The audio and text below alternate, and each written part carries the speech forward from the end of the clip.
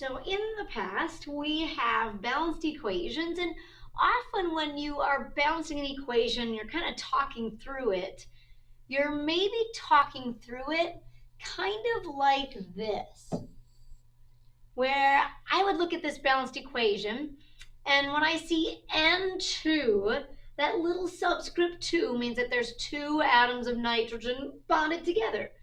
But when I'm balancing, I know that I have to get the same number of nitrogen atoms on both sides. So like when I'm balancing and I'm kind of talking it through in my head, I read N2 as two atoms of nitrogen.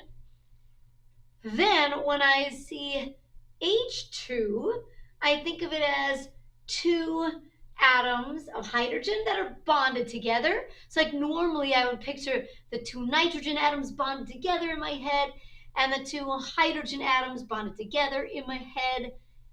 When I see a 3 out in front, then I know it means 3 of that particle. So even though in my head I might picture like the nitrogen atoms as maybe kind of like that bonded together, for balancing purposes, it is two atoms of nitrogen. And when I think about the hydrogen H2, I might think of it as like this, where like there's two little hydrogens bonded together. And then when I see the big 3 coefficient, then it means that there is 3 of that particle. So maybe something kind of like that. But it ends up being a total of 6 atoms of hydrogen, right? And each molecule has 2 hydrogen. And if I have 3 molecules, 3 times 2 is 6. And so that then when I balance back and forth, I'm saying to myself, okay, on the product side, I know that I can rearrange those atoms to make new products, but I have to have 2 atoms of nitrogen and 6 atoms of hydrogen.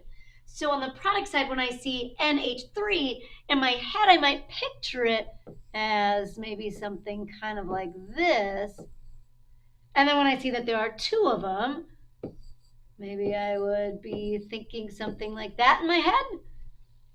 But for balancing purposes, it is 2 nitrogen and a total of 6 hydrogen. And that's then the whole point of balancing. That's why we would have needed those coefficients, the 3 in front of the hydrogen and the 2 in front of the ammonia, to make sure that I had the same number of nitrogen atoms and hydrogen atoms on both sides. And the whole point of a chemical reaction is that we want the atoms to rearrange and form new products that have new properties. Now maybe then we would have even read it kind of like this when all was said and done, that there was 1 molecule of nitrogen, 3 molecules of hydrogen, forming the 2 molecules of NH3 ammonia. Broken into individual atoms, it would have read as above: a total of 2 atoms of nitrogen, a total of 6 atoms of hydrogen on both sides. Awesome. This whole study of quantities and ratios in chemistry is referred to as stoichiometry. It's the best. It is a process of really examining ratios and quantifying reactants and products. And so not just saying what is the product, how much product is formed, or if I want to make a certain amount of product, well then how much reactant do I need? And so there are different ways that we can quantify reactants and products. And so we've already kind of focused on 2, where we've looked at the overall molecules, and then we've broken it down by individual atoms when it's time to balance. But the problem with this is when I try to go in the lab and I read a balanced equation as 1 molecule of nitrogen reacts with 3 molecules of hydrogen, that's just not gonna happen in the lab. Like, how can we find just 1 little molecule of nitrogen and react it with 3 little teeny tiny molecules of hydrogen, like squash them together and come out with 2 molecules of ammonia? Like, in the real world, in the lab, I can't do that. Those quantities are just way too small. It's totally fine to balance equations by focusing on atoms and molecules, but it becomes a little bit tricky then when I try to go in the lab.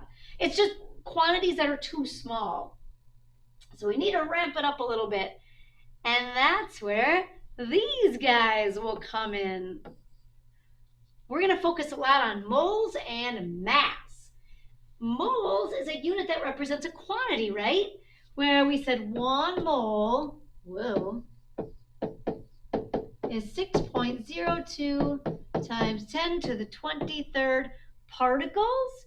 That particle could be an atom, it could be a molecule. We'll say particles. Moles is a unit that represents a quantity of particles. And so we always have to keep the integrity of the ratio from the balanced equation. Hydrogen reacts with nitrogen in a 1:3 ratio. I should say I need 1 nitrogen for every 3 hydrogen. When I'm thinking of it on a particle level. But if I just need to ramp that up a little bit, what if I said 1 mole of nitrogen? Okay, so 1 mole of nitrogen would be 6 times 10 to the 23rd particles. Here, maybe our particle would be like the N2 molecule. Okay, so there would be like 1 mole of nitrogen. Could I have 3 moles of hydrogen? Sure, right? If I take that 6.02 times 10 to the 23rd and multiply by 3, you could write it as about 18.06 times 10 to the 23rd. Or maybe more properly, we would flip the decimal spot and say like 1.806 times 10 to the 24th. And now maybe that would be particles or molecules of hydrogen. What if instead of focusing on the individual molecules, because it's just going to be an enormous amount, what if we just said that could be written as a ratio of 1 mole nitrogen to 3 moles of hydrogen? And I would form 2 moles of ammonia. You can use moles because it keeps the integrity of the ratio. For every 1 particle of nitrogen, I need 3 particles of hydrogen. Yeah, that's exactly what moles do. That's all I did here is multiply by 3. So if I had 6 times 10 to the 23rd molecules of nitrogen and about 18 times 10 to the 23rd molecules of hydrogen, I would still have that 1:3 ratio of particles. Now, the great thing about using a mole is that obviously these quantities are ginormous, and I can't directly count that many molecules in the lab, but I can indirectly count by using mass. We can use mass or molar mass. Oh, and so that's why I really love the mass row here, where let's say I was reading this as 1 mole of nitrogen, N2. Well, even though I can't count 6 times 10 to the 23rd nitrogen molecules, I could indirectly count by using mass. So if I go to the periodic table, I know it gives me the molar mass, the mass of a mole. So if it's N2, I can look up nitrogen on my periodic table. I find the mass to be about 14, but if I multiply by 2, I'd be looking at about 28 grams. That's the molar mass, 28 grams. 28 grams represents 1 mole, and 1 mole is 6 times 10 to the 23rd molecules. Wow, this is great. So even though I can't count directly 18 times 10 to the 23rd molecules of hydrogen, which would be 3 moles, I could use mass. So when I look on my periodic table, I see the mass of hydrogen is about 1. Okay, so like about 1 gram per mole, but H2 diatomic hydrogen would then be about 2 grams per mole. Well, I want 3 moles. So what if that ended up being about 6 grams? I mean, they didn't multiply it out, but obviously 3 times 2 would be about 6 grams. So if you went into the lab and you measured 28 grams of nitrogen and 6 grams of hydrogen, you really would have a 1:3 ratio of particles. And that's what's needed for this particular balanced equation. No way, the mole is back. But specifically, we're going to be using the ratio of moles to their molar mass. Because that mass, that's something I can measure in the lab. I can't measure individual atoms. I can't measure individual molecules. I can't even count moles. But I can count mass.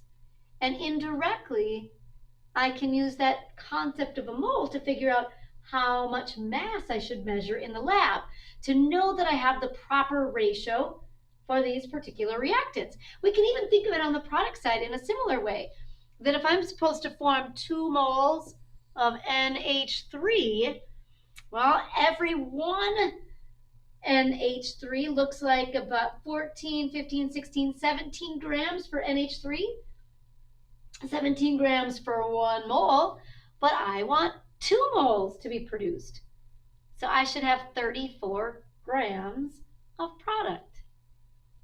No way, look at that. So if we measure 1 mole of nitrogen, 3 moles of hydrogen, it would end up being 28 grams of nitrogen, only 6 grams of hydrogen, because hydrogen is a really tiny atom. And so, yeah, the mass ends up being really small, but it does still represent 3 times as many particles. They're just really tiny particles. I should form 34 grams of NH3 product, which would be 2 moles. It's keeping the integrity of the ratio from the balanced equation.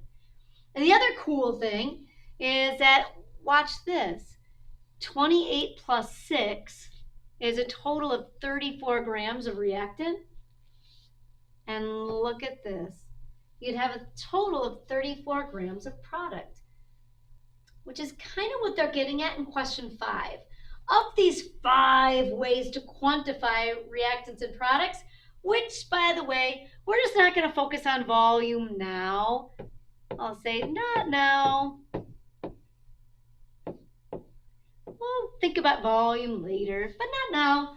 So I guess it's only 4 ways to quantify reactants and products for us, which have the same amount on the reactant side and the product side. So did you kind of look at this? That the 2 that have the same amounts are the atoms, where there were 2 atoms of nitrogen on each side and 6 atoms of hydrogen on each side. But not the molecules, right? Because I could have a total of 1 nitrogen molecule and 3 hydrogen molecules, or a total of 4 reactant molecules, but I'm only forming 2 product molecules, which is fine. There's obviously nothing wrong with that.